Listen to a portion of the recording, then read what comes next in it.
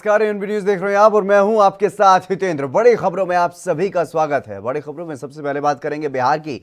बिहार विधानसभा चुनाव खत्म हो चुके हैं और एनडीए को पूर्ण बहुमत हासिल भी हुआ है, लेकिन अभी तक बिहार में जहां एक तरफ यह खबर सामने आ रही है कि महागठबंधन सरकार बनाने की कोशिशों में है, वहीं इसी बीच सीएम नीतीश कुमार ने प्रेस वार्ता की है और सबको चौंका दिया। चिराग पासवान की पार्टी ने उनके वोट काटे, इस बात को लेकर के उनका दर्द भी छलका और साथ ही उन्होंने यह भी कहा कि एनडीए का नेता कौन होगा इस पर फैसला एनडीए में शामिल पार्टियां लेंगी। मैंने कभी भी सीएम बनने का दावा नहीं किया। इससे पहले उन्होंने ये कहा कि जनता ने एनडीए को बहुमत दिया है और एनडीए की सरकार ही बनेगी। इसके अलावा शपथ ग्रहण को लेकर के उन्होंने ये भी कहा है कि इसका अभी तक निर्णय नहीं लिया गया।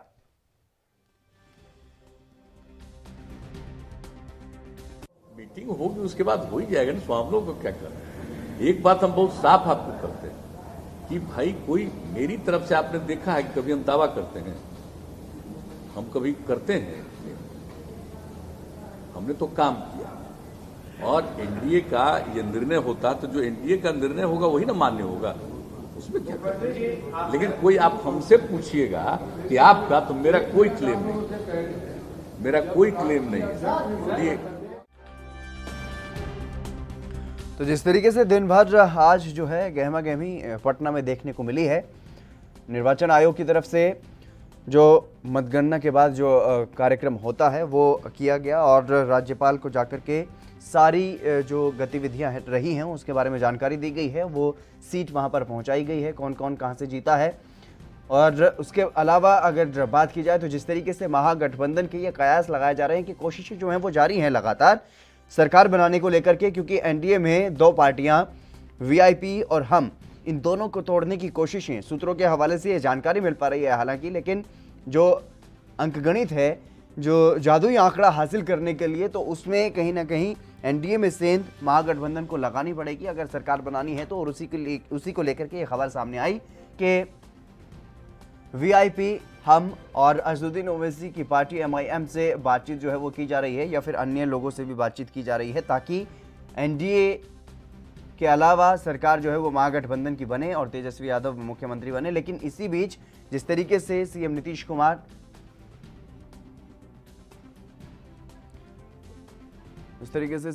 कुमार सामने आए और उनका दर्द जो है वो छलकता हुआ नजर आया और साफ तौर पर उन्होंने ये भी कह दिया कि मैंने सीएम बनने का कभी दावा ही नहीं किया। मिथिलेश मिश्रा हमारे ब्यूरो हेड बिहार से हमारे साथ जुड़ गए हैं। मिथिलेश, क्या कुछ जानकारी है फिलहाल जिस तरीके से यह बयान सामने आया है जेडीयू के भीतर, किस चीज का डर, किस चीज का दर्द उनके जो इस बयान में झलक रहा है?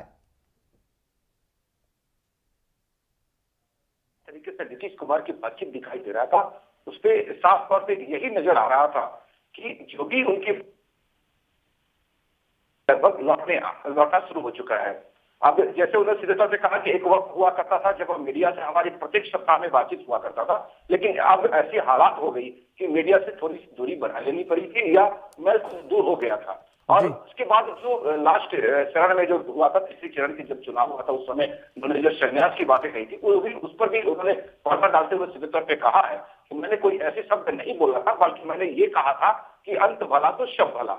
तो आप सीधे तौर पर ये कह सकते हैं कि जिस तरीके का नीतीश कुमार का आज मुस्कुराते हुए चेहरा नजर आ रहा था और मुस्कुराते हुए बातों को रखने की जो उनकी तहजीब थी वो साफ तौर पर आज झलक रहा था। और उन्होंने ये भी साफ तौर पर ये भी कहा कि कल यानी कि 13 तारीख को एनडीए की एक बैठक होगा जिसमें नेता की चुनाव किया जाएगा। और मैंने कभी भी ये नहीं कहा है कि मैं मुख्यमंत्री का दावेदार हूं या मुख्यमंत्री मुझे बनना है। पार्टी जिससे भी निर्णय लेगी उसे ही उस मुख्यमंत्री के पद को सुशोभित कर दी जाएगी। बिल्कुल मिथिलेश, इस तरीके से दिन भर ये कयास लगाए जा रहे थे कि महागठबंधन की तरफ से कोशिशें की जा रही हैं ताकि सरकार महागठबंधन की बन सके और एनडीए में बिखराव पैदा किया जा सके। ऐसी सूत्रों के हवाले से जानकारी सामने आ रही थी, लेकिन जिस तरीके से सीएम सामने आए, उन्होंने प्रेस वार्ता की, उसमें चिराग पासवान की पार्टी को लेकर के भी उन्होंने प्रतिक्रिया दी है। लेकिन यह बयान कि मैंने सीएम पद को लेकर के कभी दावा नहीं किया, कहीं ना कहीं चौंकाने वाला बयान जो है उन्होंने दिया।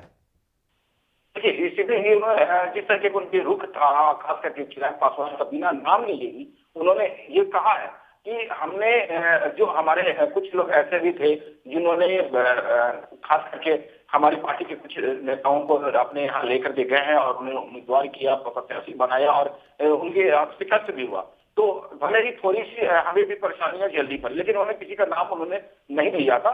लेकिन महागठबंधन की जो बातें करते हैं हम लोग सीधे तौर पे, कि महागठबंधन भी अपने खास करके हम पार्टी का और वीआईपी दोनों को मिला करके और खास करके अवैशी तीनों को मिश्रण कर करके जो महागठबंधन अपनी खुद की तैयारी करने में जो लगी हुई है, और साथ साथ में एनडीए के कई ऐसे विधायक हैं जिनको तोड़ने के वो लोग प्रयास कर रहे हैं। अब तो रात बाकी है और कल की जो सुबह होगी हो सकता है कि कुछ नया सामने में देखने को मिल जाए। लेकिन जिस तरीके का आज शाम में नीतीश कुमार अपने खास करके मीडिया के मुखातिब हुआ था उन्हें, तो ये उनके जो चेहरे पे था, जो झलक था, जो उनकी आकर्षण था, वो साफ तौर पे ये दिखाई दे रहा था कि आपकी बार जो मुख्यमंत्री का पद होगा सिर्फ हमें ही मिलेगा और एनडीए में सब कुछ ठीक ठाक चल रहा है।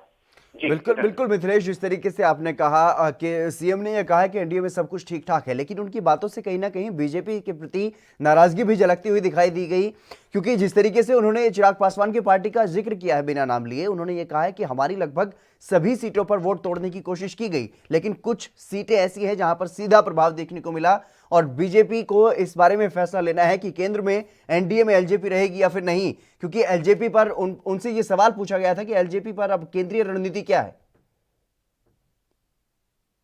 देखिए, यहाँ पर यह सिलेक्ट कर सकते हैं कि हमारे बिहार में खास करके क्षत्रिय पार्टी की बहुल माना जाता है। क्षत्रिय पार्टी के रूप में आपका जदयू भी है, तो दोनों पार्टी क्षत्रिय है। और यहाँ बिहार की सियासी राजनीति में कौन दल किसके साथ में रहेगा ये सोचनीय विषय है। लेकिन केंद्र की जब तक बात करें, केंद्र की सबसे अहम पार्टी के रूप में माना जाता है बीजेपी। अब बीजेपी अगर एलजेपी के साथ में वहां पर मौजूद है, अपनी वजूद दिखाता है, तो यह बिहार की रणनीति में कोई लेना देना उससे नहीं रहना चाहिए। लेकिन जिस तरीके का अभी अपनी बार में खास करके लोजपा के सुप्रीमो चिराग पासवान ने बार बार प्रधानमंत्री नरेंद्र मोदी का नाम लेते हुए अपनी सीधे तौर पर उनका अनुमान बताया था, और अनुमान भले ही अभी लंका में बेचारे अपने फंस चुके हैं, लेकिन ये सीधे कहा जा सकता है कि जो कहानी थी वहां की रणनीति में यहाँ बिहार की रणनीति से दोनों के अभाव है, दोनों अलग अलग है और अलग सोच है। लेकिन निश्चित तौर पे एक जो दुखती रह रहा है खास करके नीतीश कुमार का चिराग पासवान के प्रति, वो साफ झलक रहा था। उनको एक बात की तो जरूर दर्द था कि हमें बंगला ने थोड़ी सी जो चिराग था वो जलाया है। बिल्कुल मिथिलेश, जिस तरीके से विपक्ष की तरफ से ये आरोप लगाया जा रहा है कि बीजेपी ने हमेशा ऐसा ही किया है, जो क्षेत्रीय पार्टी होती हैं, राज्य स्तरीय की जो पार्टियां होती हैं, बड़ी पार्टियां होती हैं, उनके साथ पहले गठबंधन करते हैं, फिर अपना विस्तार करते हैं। और कहीं ना कहीं जिस तरीके से चिराग पासवान को जेडीयू के सामने चुनाव जो चिराग पासवान ने लड़ा है, उसको भी ऐसे ही बताया जा रहा है विपक्ष की तरफ से कि ये बीजेपी की एक कूटनीति है जिसके तहत इस तरीके का काम किया गया है। तो उसको लेकर के कहीं ना कहीं ये जो विपक्ष की तरफ से जो दावा किया जा रहा है, उसका असर सीएम पर भी देखने को मिला है। इसीलिए कहीं ना कहीं वो बीजेपी से नाराजगी उनकी बातों में झलकती हुई दिखाई दी। देखिए, यहाँ पर एक बात मैं कहना चाहूंगा कि जिस तरीके से चिराग पासवान ने अपने खास करके जदयू के विपक्ष में अपने तमाम उम्मीदवारों को उतारा था, उस समय तो यही लगता था कि सारा कुछ जदयू के खिलाफ नहीं, सारा कुछ चलने की तैयारी है। लेकिन कुछ ऐसे भी सीट थी जहां पर बीजेपी के खिलाफ में भी उन्होंने उतारा था। लेकिन सीधे तौर पर कह दे कि उत्तर प्रदेश की जिस तरह का रणनीति था और उत्तर प्रदेश में जिस तरीके से बीजेपी ने अपने कायम किया है, उसी तरीके से खास करके बिहार में भी रणनीति तैयार करने की चाहत जरूर रखा है। और अभी की बार जो द्वितीय पद लेकर के, यानी कि सीधे कर सकते हैं कि 75 के बाद 74 सीटें हासिल करने के बाद में निश्चित तौर पर इनकी आकांक्षाएं बढ़ी है। जदयू से तो बड़ी पार्टी के रूप में है ही, तो अब ये सीधे तौर पर कह सकते हैं कि जिस तरीके से लोजपा भले ही एक सीट पर आया और अपने आप को कुंठित माला पहन करके रह गया। और वहीं अगर महागठबंधन की बात करें मिथिलेश, तो फिलहाल महागठबंधन में क्या कुछ हलचल देखने को मिल रही है? देखिए, आज सामने उनकी जो प्रेस वार्ता था, खास करके जब जगदानंद सिंह से जब हमारी बातचीत हुई थी, तो जगदानंद सिंह के साफ तौर पर यही चेहरे पर दिखाई दे रहा था, खुशी की लहर भी दिखाई दे रहा था और तेजस्वी के चेहरे तेज भी दिखाई दे रहे थे और एक आश्वस्त जिस तरीके से आत्मनिर्भरता या आत्मविश्वास दिखाई देना चाहिए था, वो सारा कुछ दिखाई दे रहा था। और ऐसा लग रहा था कि जैसे तेजस्वी कुछ ऐसी जरूर राजनीतिक चाल चलेंगे जिसके तहत में हो सकता है कि महागठबंधन अपनी खास करके रणनीति के तहत में मुख्यमंत्री पद का धारण कर सके। क्या सरकार बनाने की और उन्होंने संकेत दिए हैं? कोई इशारा इस तरफ किया हो कि सरकार उन्हीं की बनेगी?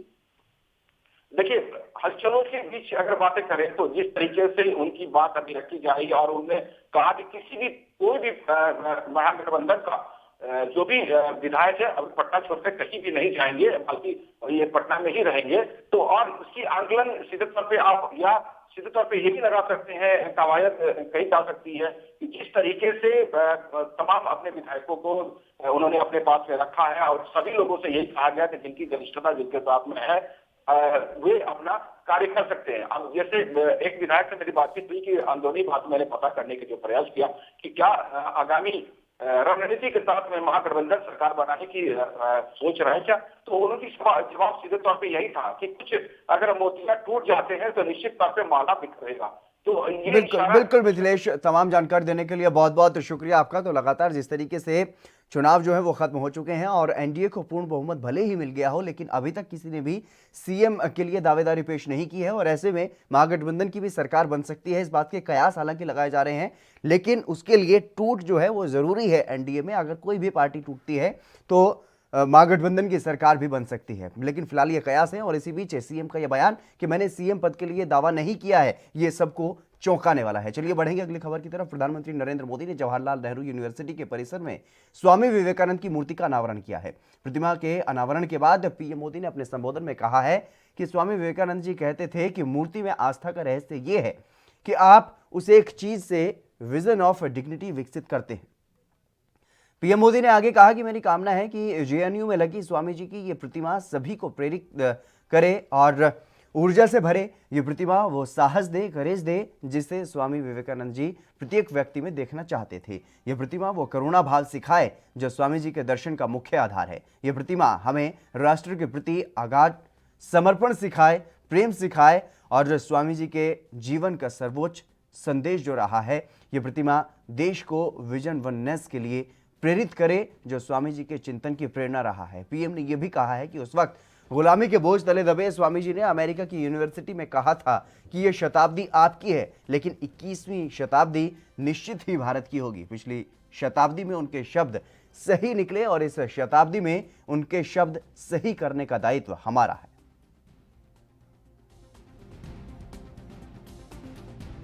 ये प्रतिमा वो करुणा भाव सिखाएं, कंपेशन सिखाएं जो स्वामी जी के दर्शन का मुख्य आधार है। ये प्रतिमा हमें राष्ट्र के प्रति अगाध समर्पण सिखाएं, प्रेम सिखाएं, intense love for our country जो स्वामी जी के जीवन का सर्वोच्च संदेश है। ये प्रतिमा देश को विजन ऑफ वननेस के लिए प्रेरित करे जो स्वामी जी के चिंतन की प्रेरणा रहा है।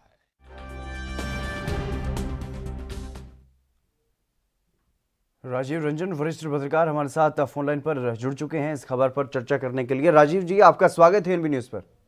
Thank you Hitendra ji, thank you so much. Rajiv ji, जिस तरीके से जेएनयू में स्वामी विवेकानंद जी की प्रतिमा का अनावरण किया गया है, इससे क्या कुछ संदेश आप देखना चाहते हैं? प्रधानमंत्री नरेंद्र मोदी की तरफ से विचारधारा को लेकर के भी यहाँ पर बात की गई और बंगाल में चुनाव भी है, दोनों तरफ इस बात को देखना जरूरी हो गया है, क्योंकि जिस तरीके से बंगाल में चुनाव है और विचारधारा की बात इसलिए भी कही जा सकती है क्योंकि जेएनयू से ही मोदी सरकार के खिलाफ लगातार आवाज उठती रही है। देखिए हितेंद्र जी, इसमें एक बहुत बड़ा ट्विस्ट है जी।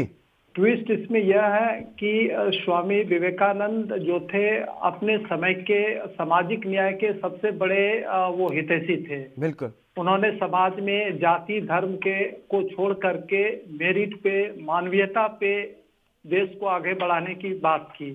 जी। आपको जान करके बड़ा खुशी होगा कि उन्होंने उनको उनके ही, अगर हम इन टर्म्स ऑफ कास्ट की बात करें या समाज की बात करें, जिस सेक्शन से वो आते थे उनका बहुत विरोध हुआ था और उन्होंने हमेशा अपनी लेखनी में भी आप देखेंगे तो बड़ा रिफ्लेक्ट होता है कि समाज के जो सबसे कमजोर वर्ग के लोग हैं उनके बारे में उनका बड़ा स्पष्ट मानना था कि इनकी उन्नति जब तक नहीं हो सकती, देश का उन्नति नहीं हो सकता। तो मैं मानता हूं कि सामाजिक न्याय के वो बहुत बड़े एक चैंपियन थे, सेवियर थे। और जहां तक जवाहरलाल यूनिवर्सिटी की बात है, जवाहरलाल यूनिवर्सिटी में देखिए प्रोग्रेसिव थॉट का वो सेंटर है, और स्वामी विवेकानंद खुद अपने आप में बहुत बड़े प्रोग्रेसिव थे जी। वो उनकी जो सोच थी, वो सोच बहुत ही प्रोग्रेसिव था, सोशलिस्ट था, सोशल जस्टिस से था। और अगर इसको एक सेंटेंस में अगर आप कहेंगे कि हितेंद्र जी, आप हमें कहेंगे कि राजीव जी एक वाक्य में इसको आप समअप कीजिए, तो मैं कहूंगा कि Swami Vivekananda equality, justice, fraternity और लिबर्टी के प्रतिबिंब थे, उसका वो एक एपिटोम थे। लेकिन राजीव जी, सवाल यहाँ पर ये है, वो तो थे ही महान व्यक्तित्व उनका, इसीलिए आज उनकी प्रतिमाओं को लगाया जाता है ताकि उनकी प्रतिमा से एक अच्छा संदेश जाए, एकता का, भाईचारे का और सामाजिक न्याय का संदेश जाए। जिस तरीके से वैश्विक पटल पर स्वामी जी ने भारत का नाम चमकाया और ये कहा कि 21वीं शताब्दी जो है वो भारत की होगी, इसीलिए उनकी प्रतिमा का ये अनावरण किया गया है। लेकिन इससे संदेश देने की कोशिश क्या की है प्रधानमंत्री नरेंद्र मोदी ने? क्या बंगाल से वो आते थे स्वामी जी, क्या इसलिए बंगाल में चुनाव है वहां पर साधने की कोशिश, या फिर जिस तरीके से विचारधारा की लड़ाई की बात अगर जेएनयू से उठती है तो विचारधारा के मामले में प्रधानमंत्री नरेंद्र मोदी ने एक बयान दिया है कि विचारधारा का सम्मान होना चाहिए, लेकिन देश प्रेम जो है वो सबसे ऊपर होना चाहिए, राष्ट्रहित सबसे ऊपर होना चाहिए। ये जो बयान है उनका, ये किस ओर इशारा करता है? हितेंद्र जी, मैं ऑनरेबल प्राइम मिनिस्टर की इस बात से बिल्कुल सहमत हूं कि आपकी आइडियोलॉजी कुछ भी हो, लेकिन जो राष्ट्रहित है वो हमारे लिए सब बहुत ही मायने ही नहीं रखता है, वो हमारे लिए अति महत्वपूर्ण है। राष्ट्रहित से बढ़कर के कोई बात नहीं है। लेकिन आज आप देख रहे हैं कि अपने देश में इतने सालों से आइडियोलॉजी, कास्ट और रिलीजन के आधार पे लोगों के खिलाफ जिस प्रकार से भेदभाव किया जाता है वो चिंतनीय है। स्वामी विवेकानंद ने इन सब चीजों के खिलाफ ही लड़ाई लड़ी। उन्होंने जाति, धर्म के आधार पे जो भेदभाव होता था उसके खिलाफ लड़ाई लड़ी। जहां तक आपका दूसरा सवाल है कि वेस्ट बंगाल की इलेक्शंस को ध्यान में रख करके अगर ऐसा किया गया है तो क्या इसका कुछ मतलब कोई पॉलिटिकल एंगल हम इसमें देख सकते हैं? बिल्कुल।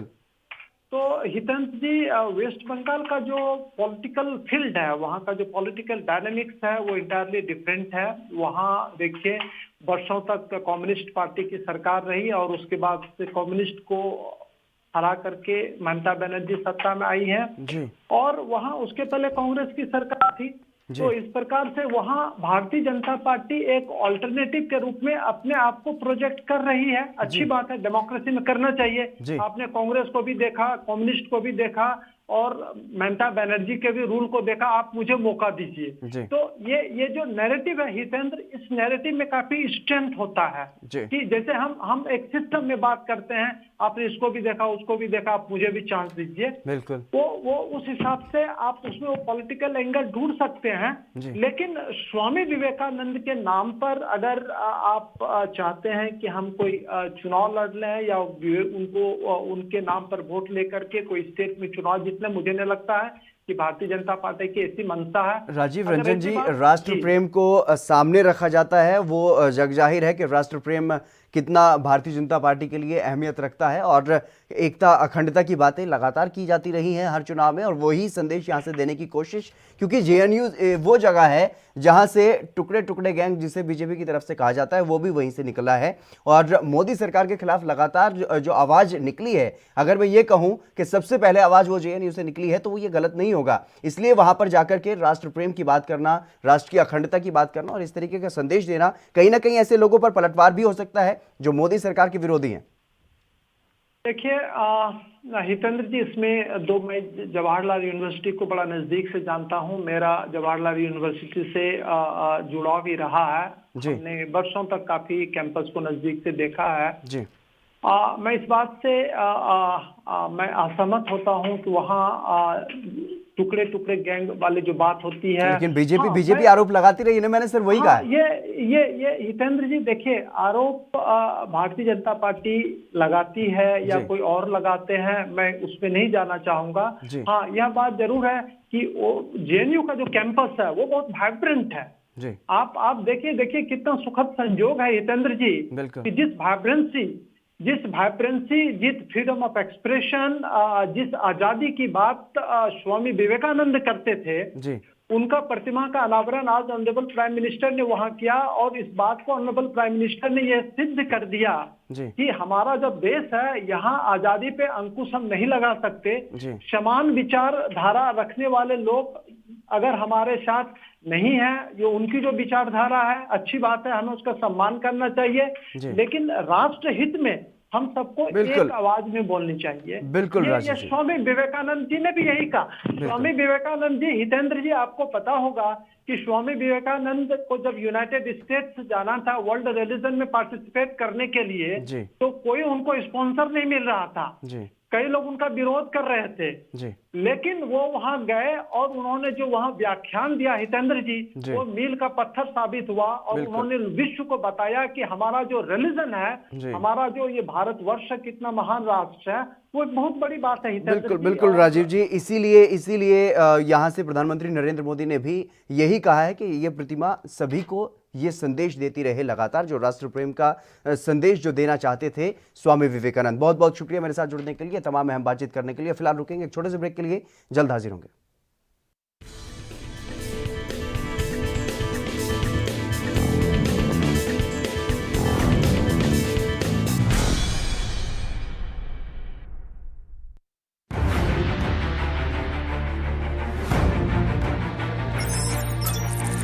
खबर चाहे सियासत की हो या सरकार की,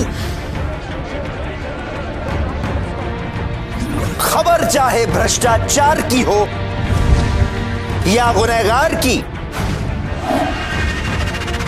दिन भर में क्या रहा देश जगत का हाल, किस मुद्दे ने बनाई किसकी सरकार, रखते हैं हम सब पर नजर, पहुंचाते हैं हम हर खबर। हम हैं ANB न्यूज।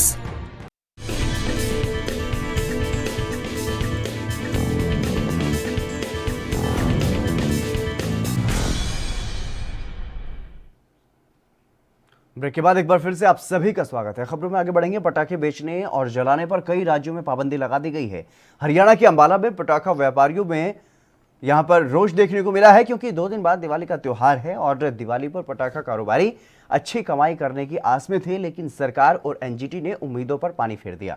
इस बार वायु प्रदूषण को लेकर की सरकार सख्त हो गई और उन्होंने कुछ दिन पहले ही पूरे हरियाणा में, सीएम मनोहर लाल ने पूरे हरियाणा में पटाखे बेचने और जलाने पर रोक लगा दी थी, लेकिन हरियाणा के सीएम ने एक बार फिर से अपने फैसले को बदला और दिवाली वाले दिन 2 घंटे पटाखे जलाने की इजाजत दी गई। लेकिन व्यापारियों में जबरदस्त रोष जो है वो देखने को मिल रहा है। पटाखा विक्रेताओं ने हरियाणा के गृह मंत्री अनिल विज से भी जाकर के मुलाकात की, गुहार लगाई, लेकिन वहां पर भी कोई बात नहीं बनी। कारोबारियों का कहना है कि वो बर्बादी की कगार पर पहुंच रहे हैं।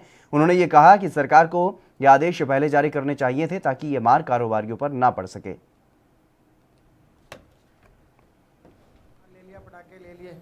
11 तारीख को 11 बजे लाइसेंस देने के लिए बुलाया था, तो जब वहाँ से पहुँचे तो लाइसेंस देने के लिए मना कर दिया, ये हवाला देके कि भाई एनजीटी ने ऑल ओवर इंडिया बैन कर दिया है। जबकि एनजीटी ने उन जगह बैन किया जहाँ पर एयर क्वालिटी इंडेक्स खराब है। हमारे शहर का एयर क्वालिटी इंडेक्स तो बिल्कुल ठीक है, 179 है। और अब सब लोगों ने माल ले रखा है, सब गरीब लोग हैं, किसी ने कैसे कर्जे करके माल ले रखा है, किसी ने किसी से उधार ले रखा है, सबके पास माल भरा पड़ा है। अब आज का दिन भी सब बर्बाद हो गया, 2 दिन भी रह गए। अंकुर कपूर हमारे संवाददाता अंबाला से हमारे साथ जुड़ गए हैं। अंकुर, क्या कुछ जानकारी है, क्योंकि जिस तरीके से व्यापारी कह रहे हैं कि AQI का स्तर तो यहाँ पर ठीक है, लेकिन उसके बावजूद भी पटाखों पर बैन जो है वो लगा दिया गया और उससे काफी नुकसान व्यापारियों को झेलना पड़ रहा है। जी बिल्कुल, जैसा कि एनजीटी की सख्ती व बढ़ते प्रदूषण को लेकर सरकार ने जो पटाखे चलाने व बेचने को लेकर पूरी तरीके से पाबंदी लगा दी है। अपनी इसी समस्या को लेकर अंबाला के सभी जो पटाखा विक्रेता हैं, हरियाणा के गृह मंत्री अनिल विज से भी मिले हैं अपनी समस्या को लेकर। उन्होंने हरियाणा के जो गृह मंत्री अनिल विज से भी अपनी बात रखी थी, लेकिन उनसे अभी कोई बात नहीं बन पाई है। तो सभी जो पटाखा विक्रेता हैं उन्होंने अपनी तरफ बात रखी कि बहुत छोटे दुकानदार हैं, उन्होंने होलसेल व्यापारियां व पटाखा जो खरीदा है उनको काफी नुकसान हो जाएगा अगर इसी मौके पर जो वहां पर जो त्योहार इस समय पटाखा उनके, तो इसी चीज को लेकर जो पटाखा विक्रेता है उन्होंने हरियाणा के गृह मंत्री से मुलाकात की, लेकिन कोई हल अभी तक नहीं निकल पाया है। और हरियाणा के जो गृह मंत्री हैं अनिल विज, वो इसी क्षेत्र से आते हैं, विधायक बने हैं, तो ऐसे में उनकी तरफ से क्या कुछ प्रतिक्रिया सामने आई है, क्या कुछ उन्होंने आश्वासन दिया है इन कारोबारियों को, जिन्होंने, क्योंकि जिस तरीके से कारोबारियों ने बताया कि उन्होंने उधार लेकर के, कर्ज लेकर के अपने पटाखे का काम करने की कोशिश की थी ताकि वो कुछ कमाई कर पाते और इस त्योहार को अच्छे से मना पाते, लेकिन अब उनकी सुनने वाला कोई नहीं है। जी बिल्कुल, जैसा कि अभी मैंने आपको बताया कि हरियाणा के गृह मंत्री अनिल विज से मिले, लेकिन कोई भी अभी तक समस्या का हल नहीं निकल पाया है। और अगर हम दूसरी तरफ की बात करें तो किसी भी प्रकार से कोई भी हल नहीं निकल पा रहा है, जिसके कारण जो पटाखा विक्रेता हैं उनमें काफी रोष है कि हमारे जो अगर 2 घंटे बाद अगर ये काम नहीं चला तो पूरे तरीके से ये बिल्कुल खराब हो जाएगा और हम बर्बादी के कगार पर पहुंच जाएंगे। लेकिन जो अभी जो प्रशासन की तरफ से एक नियम आया है कि सिर्फ 2 घंटे से ज्यादा उनको किसी भी प्रकार के जो 2 घंटे से ज्यादा किसी भी प्रकार से उनको पटाखा नहीं चलाने दिया जाएगा, ना ही बेचने दिया जाएगा। तो इसको लेकर इनमें काफी रोष था और जो अपनी बात है वो पूरी तरीके से नहीं रख पा रहे हैं और जो अब इनको बर्बादी की कगार पर ले जाएगा। बिल्कुल अंकुर, लेकिन जिस तरीके से गृह मंत्री के पास वो गए, अगर सीएम की बात करें, सीएम ने यह फैसला लिया है कि 2 घंटे तक पटाखे जलाए जा सकते हैं, लेकिन क्या गृह मंत्री ने कारोबारियों को कोई आश्वासन दिया है कि उनकी किसी तरीके से मदद की जा सके? जी, अगर हम बात करें पटाखा व्यापारियों की, जिस हिसाब से हमारी उनसे बातचीत हुई है तो उन्होंने यही बात रखी है कि गृह मंत्री ने उनकी बात सुनी है, बट सरकार की तरफ से अभी तक कोई भी निर्देश ऐसा नहीं आया है कि वो अपनी जो पटाखा है 2 घंटे से ज्यादा इसको बेच सकते हैं। उल्टा वो ये बोल रहे हैं कि हमारे ऊपर सख्ती कर दी गई है, सख्ती की वजह से वो अपने ना तो वो पटाखा बेच सकते हैं और चलाने वालों की तो दूर की बात है। जी बिल्कुल अंकुर, तमाम जानकारी देने के लिए बहुत बहुत शुक्रिया आपका। तो लगातार जिस तरीके से पटाखे पर बैन लगाया जा रहा है अलग अलग राज्यों में, हरियाणा में भी बैन लगाया गया है, लेकिन जो कारोबारी है उनका कहना है कि उन शहरों में बैन लगाना चाहिए था जहां पर AQI का स्तर वाकई खराब है, जहां पर AQI का स्तर जो है वो ठीक है, तो वहां पर कम से कम पटाखों को बेचने की अनुमति दी जानी चाहिए थी। लेकिन फिलहाल उनकी सुनने वाला कोई नहीं है और वो ये कह रहे हैं कि वो बर्बादी की कगार पर जो है कारोबारी वो पहुंचते हुए दिखाई दे रहे हैं। फिलहाल इस खास कार्यक्रम में बस इतना ही। आप देखते रहिए ENB न्यूज़।